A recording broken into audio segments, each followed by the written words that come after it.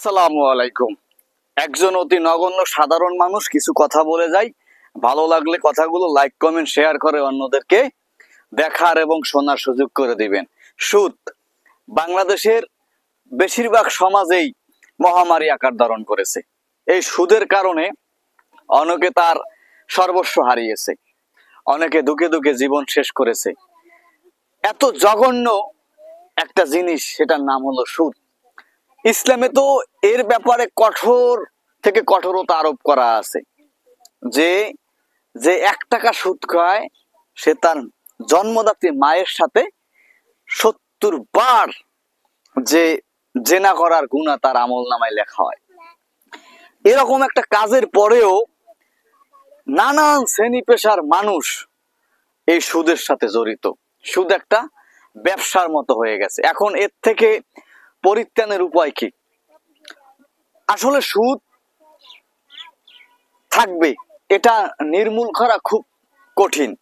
তবে হ্যাঁ, যদি এদেশের আলেম সমাজ, হক্কানি আলেম সমাজ কোনো শক্ত ভূমিকা পালন করে, উদ্যোগ নেয়, তাহলে আমি মনে করি এই সুদ এই সমাজ থেকে বিতাড়িত করা সম্ভব, নির্মূল করা সম্ভব। তাহলে আলেমদের সেই পদক্ষেপ কি, উদ্যোগ কি? সেটা হলো আপনাকে সম্মিলিতভাবে ঘোষণা দিতে হবে যে আজকে বাংলাদেশের জাতীয় মসজিদ বাইতুল মোকাররম থেকে ঘোষণা হবে আগামী 6 মাস প্রত্যেকটা মসজিদে মসজিদে আলোচনা হবে যে যারা সুদ খাবে তাদের মেয়েদের বিয়েতে আমরা যাব না, আলেমরা তাদের ছেলেদের বিয়েতে যাব না, তাদের বিয়েতে যাব না, তাদের বাবা মারা গেলে আমরা জানাজা পড়াবো না, তার আত্মীয় স্বজন মারা গেলে জানাজা পড়াবো না, তাদের মৃত্যুতে আমরা জানাজা পড়াবো না, তাদের মিলাদ মাহফিল কোনো কিছুতে আমরা আলেমরা নাই। 6 মাস এই প্রচারণা চালাবে। তারপর থেকে যখন 6 মাস প্রচারণা চালালে বাংলাদেশের অলিতে গলিতে এই মেসেজ পৌঁছে যাবে। সুদখোরদের যদি টনক নড়ে তো লড়ে, না নড়লে 6 মাস পর থেকে এই মেসেজের কাজগুলো বাস্তবায়ন শুরু করতে হবে। এবং সেটা 2-1টা বাস্তবায়ন করা হলে বিভিন্ন জায়গায় জানানোর পরে আপনার এই সুদখোরগুলো অটোমেটিকলি সোজা হয়ে যাবে। সুতরাং আলেমরাই পারবে এই জালেমদেরকে সোজা করতে। হয়তোবা একটু অন্যরকম কথাগুলো শোনাতে পারে, কিন্তু কথাগুলো বলতে বাধ্য হচ্ছি।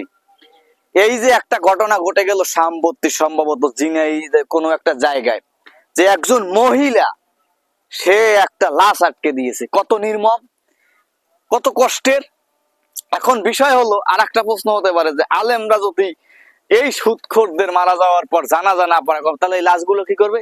এই লাশগুলো মেডিকেল কলেজে দিয়ে দেবে, ওখানে কঙ্কাল বানিয়ে তারা ওই ডাক্তারি পড়াশোনা করাবে।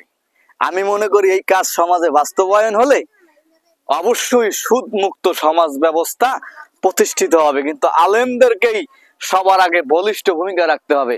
সংসদে আইন পাস করে যে কাজ করা যাবে না, বন্ধ করা যাবে না, সে কাজ আলেমরা যদি চেষ্টা করে ইনশাআল্লাহ সম্ভব হবে বলে আমি বিশ্বাস করি, আমি মানবিক কর্মী বিশ্বাস করি।